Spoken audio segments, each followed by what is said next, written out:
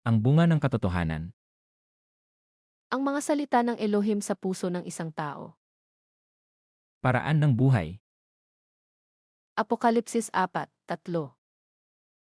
Hebreo 10:20. 11. Ang bunga ng katotohanan. Ang heartland. Alisin ang kasinungalingan sa iyong puso at gawin itong mabuting lupa, maghasik ng mga binhi ng katotohanan, at magbunga sa pamamagitan ng paglinang ng katotohanan. Pagbawi ng lupa.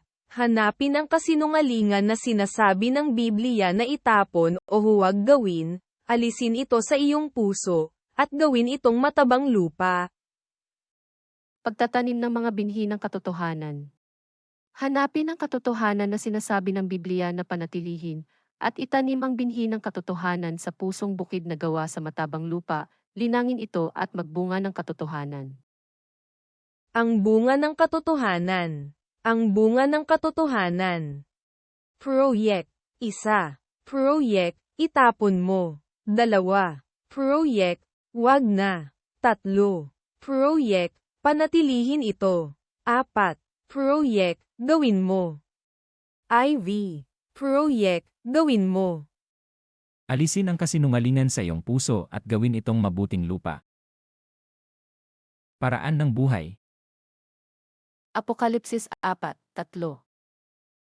Hebreo 10:20. Lucas Kapitulo 10 versikulo 2.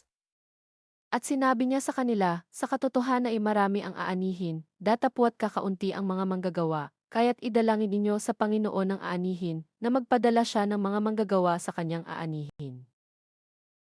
Sinabi niya sa kanila, sagana ang aanihin, ngunit kakaunti ang mga manggagawa. Idalangin niyo sa may-ari na magpadala siya ng mga manggagawa sa kanyang bukirin. Lucas Kapitulo 10 versikulo 5. At sa alinmang bahay na inyong pasukin, ay sabihin ninyo muna, kapayapaan nawa sa bahay na ito. Pagpasok niyo sa alinmang bahay, sabihin muna ninyo, maghari nawa ang kapayapaan sa bahay na ito. Lucas Kapitulo 10 versikulo 6. At kung mayroon doong anak ng kapayapaan, ang inyong kapayapa ay mananatili sa kanya, datapwat kung wala ay babalik ito sa inyong muli.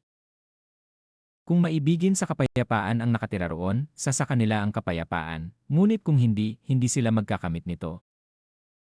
Lucas Kapitulo 10 versikulo 7. At magsipanatili kayo sa bahay ding yaon, na kanin at inumin ninyo ang mga bagay na kanilang ibigay, sapagkat ang manggagawa ay marapat sa kanyang kaupahan. Huwag kayong magpalipat-lipat sa bahay-bahay.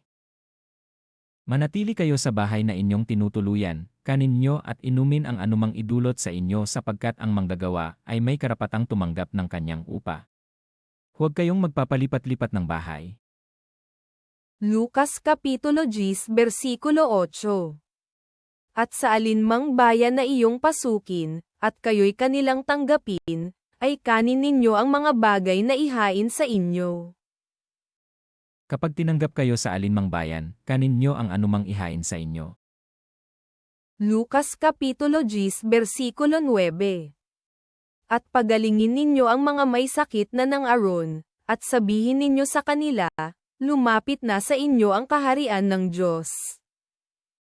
Pagalingin niyo ang mga may sakit doon, at sabihin sa bayan, nalalapit na ang paghahari ng Diyos sa inyo. Lucas Kapitulo 10 versikulo 10. Datapwat sa alinmang bayan na inyong pasukin, at hindi kayo tanggapin, magsilabas kayo sa kanilang mga lansangan at inyong sabihin.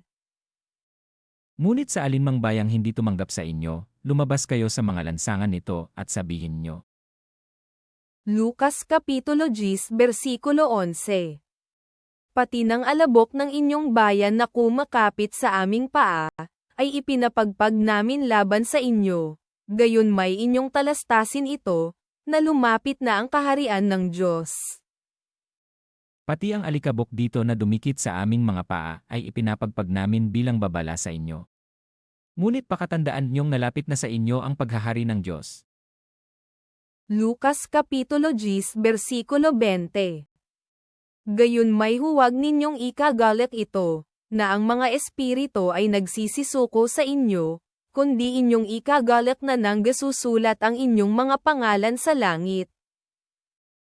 Gayunman, magalak kayo, hindi dahil sa suko sa inyo ang masasamang espiritu, kundi dahil sa nakatala sa langit ang pangalan nyo. Nagalak si Jesus, Lene, 11 oras 25 minuto negatibo 27, 13 oras 16 na minuto negatibo 17. Lucas Kapitulo 10 versikulo 28. At sinabi niya sa kanya, matuwid ang sagot mo, gawin mo ito, at mabubuhay ka. Tama ang sagot mo, wika ni Jesus. Gawin mo iyan at mabubuhay ka.